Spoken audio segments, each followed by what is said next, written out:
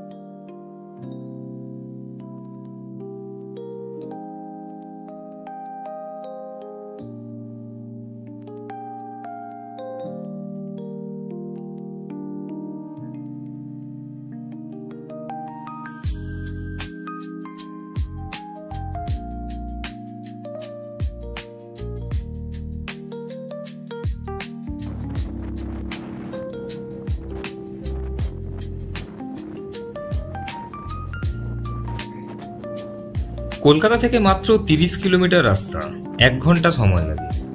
আমরা চলেছি দুর্গাপুর এক্সপ্রেস ধরে ডানকুনি ক্রসিং থেকে বাঁ দিকে হয়ে। ডানকুনি ব্রিজ পার করে কালীপুর, চণ্ডীতলা থেকে ডান দিকের রাস্তা ধরে জনাই পঞ্চবটি, এবং সেখান থেকে বাঁ দিকে গেলেই আপনার জনাই বাজার। প্রথমে যাব লালবাড়ি বা উমা ভিলা।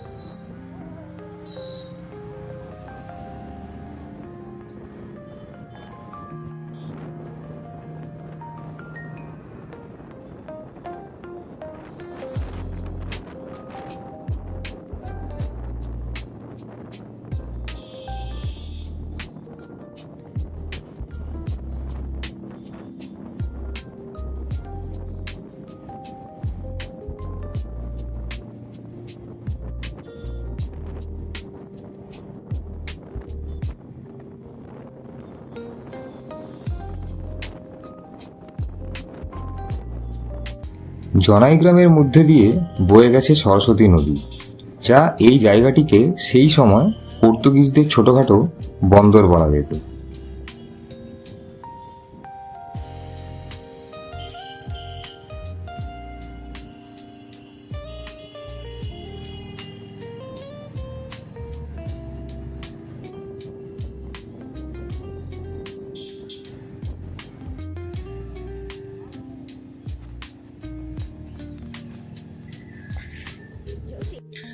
সময় পাল্টেছে, বারোয়ারি ও থিম পুজোর রমরমা চলছে, কিন্তু এরই মাঝে আমাদের মন চায় বনেদি বাড়ির পুজোর। এই বনেদি বাড়ির পুজো দেখতে হলে আপনাকে অবশ্যই আসতে হবে জনাই। উমাভিলাতে ঢুকতেই প্রথমে লাল চুনসুরকি স্তম্ভ গেট, বাঁদিকে বাঁধানো পুকুর, লাল মেঝের বারান্দা। ঢুকতেই জমিদার রঙিন সৌন্দর্য দেখে মন ভরে গেল।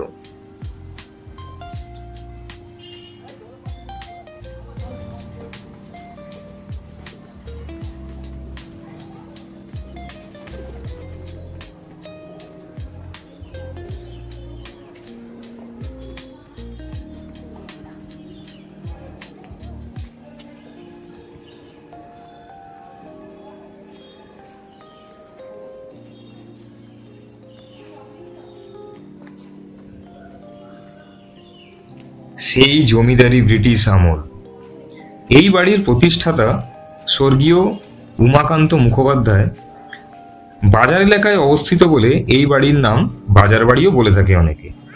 প্রায় 5 পুরুষ বয়স এই বাড়ির। সাদা নীল দালান, কি দারুণ। ভেতরে পূজা চলছে নবমীর। বাড়ির লোকেরা বসে গল্প করছে। নবমীতে বলি প্রথা প্রচলন রয়েছে এখনো এই বাড়িতে।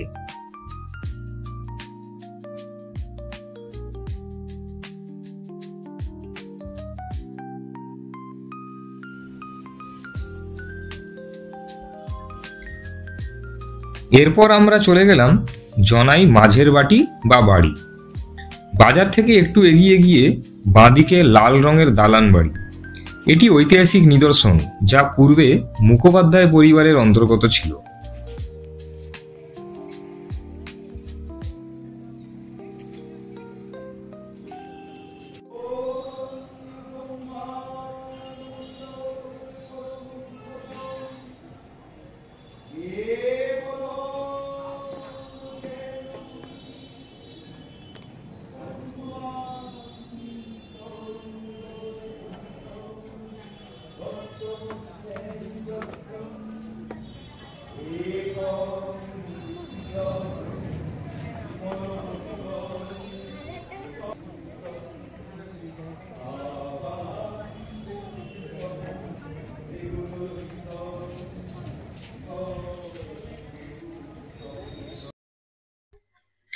এবং এই জমিদার ইস্ট ইন্ডিয়া কোম্পানির সাথে যুক্ত ছিল। জমিদার হরমোহন মুখার্জি 1412 সালে মন্দিরটি পুনরায় সংস্কার করেন। এখানে আসলে প্রাচীন নিদর্শন কিছুটা দেখতে পাবেন। একটু হাতে সময় নিয়ে আসলে আরও এরকম 4-5টা রাজবাড়ির পুজো আপনারা দেখতে পাবেন।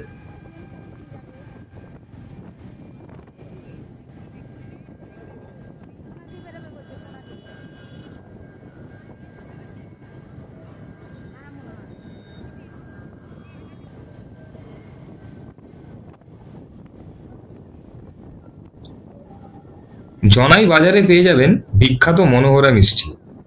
এরপর আমরা জনাই রোড হয়ে কালীপুর থেকে ডান দিক হয়ে বেনারস রোড ধরে বাড়ি ফেরার পালা। অল্প সময়ের ঘোরা কেমন লাগলো জানাবেন। ভালো লাগলে অবশ্যই একটি লাইক করে দেবেন। নমস্কার।